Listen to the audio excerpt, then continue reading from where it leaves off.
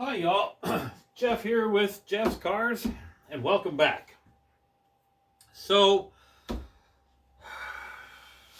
couple videos ago, I put a video out there regarding the top 10 vehicles with the worst depreciation over a 3-year period, and that was quite a list. I mean, with the Lincoln Navigator being the number one on the list. So. Obviously, SUVs are not really the thing to buy if you want to retain the value, at least based on that list. However, I did come up with a list of vehicles that have the least amount of depreciation, or we could rephrase that as the best resale value of vehicles. Now, I wasn't able to find anything over 3 years, but I did find some stuff over 5 years. But first, before I get to that, I do have a list of brands that are ranked that have the best resale value over 3 years, at least going back 3 years from 2025 model year. So we're talking the 2021, 2022 model year. And so number 15 on that list is Nissan. Number 14, which really is not a surprise, and I'm really, well, let's put it this way, I'm a little bit surprised, but it is a GM brand, and that's Buick. They have a 71.25% resale value over 3 years. Number 13, kind of right there with Buick, is Chevrolet. 73.47% resale value. Number 12, Mitsubishi. That's really not a big surprise. Number 11 is Ford. And part of that's probably because of the F-150, primarily. Number 10, Volkswagen at 74.32% resale value. Number 9, Kia. Number 8, this is no surprise based on other information I've found everywhere, and that's Fiat. Number 7, Jeep at 74.79%. Number 6, Hyundai at 75.09%. Mazda, number 5, at 76.54%. Number 4, no surprise, Honda at 77.27% 3-year resale value. Number 3, GMC at 77.41%. Now, I'm going to talk a bit about GMC because it really kind of surprises me that it's that high as far as a GM brand, considering Chevrolet and Buick are way down, number 13 and 14. But GMC does have some good looking pickups and have some great looking SUVs.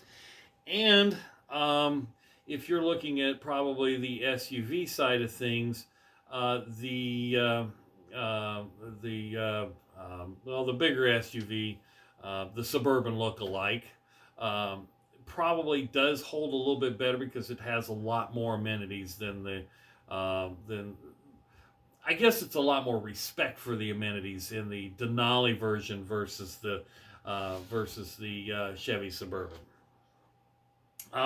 Number 2, no surprise to me, is Subaru, and then of course Toyota being number 1, and those two are 0.02% difference between the two. So Toyota with 79.38% and Subaru with a 79.36% 3-year resale value. So, folks, those are the brands. Now we can break that down a little bit more and go with the models, and some of it I just couldn't find the information.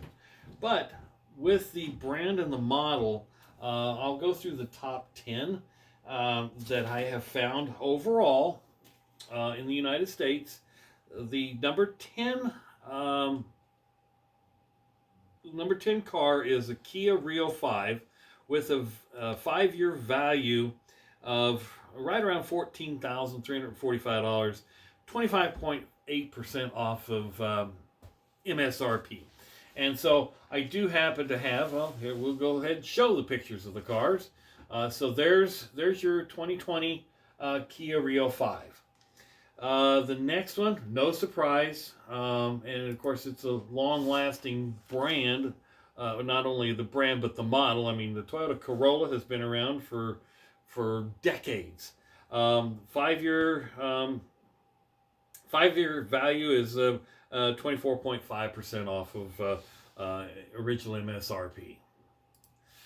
Number 8 is the Subaru Crosstrek, and you notice Subaru was number 2 on the brand, and Toyota was number 1, so doesn't surprise me that these are actually on the list. The next one on the list is the Chevy Camaro, with a 5-year off of MSRP at 24.5%. You're going to lose about 10 grand. It's really not that bad. I mean, and again, we're looking at retail value. We're not looking at trade-in value, because trade-in value, there's some other things that play into it when you trade a vehicle in, is the condition and the miles, the wear and tear, and all those things that play a factor in when you go to trade it in. But we're talking retail to retail. Okay, the next one, number 6 on the list, is the Subaru BRZ. $8,100 off of MSRP for 23.4%. The next on the list is no surprise that it's in the top 10, and that's the Honda Civic. $5,800 off of MSRP in 5 years for a total of 21.5%. Number 4, Jeep Wrangler. $8,900 off of MSRP at 20.8% over 5 years. So, while you're losing $8,000 in comparison to Honda Civic at $5,800, the MSRP was obviously higher as well. So, and that goes true with the next one, the Toyota Tacoma. $8,350 off of MSRP at 20.4%. The next one are in the 5-digit losses off of MSRP, but the MSRP is quite a bit higher. And number 2 is the Porsche Cayman at $13,372 off of MSRP for 17.6%. Not bad. Not bad, but you're looking at an expensive car to start with. And the number 1 car with the least, I guess it's the best resale value over 5 years, is the Porsche 911. You're going to lose about $18,094 off of this thing. However, it's only 9.3% over the 5-year period. Excuse me. So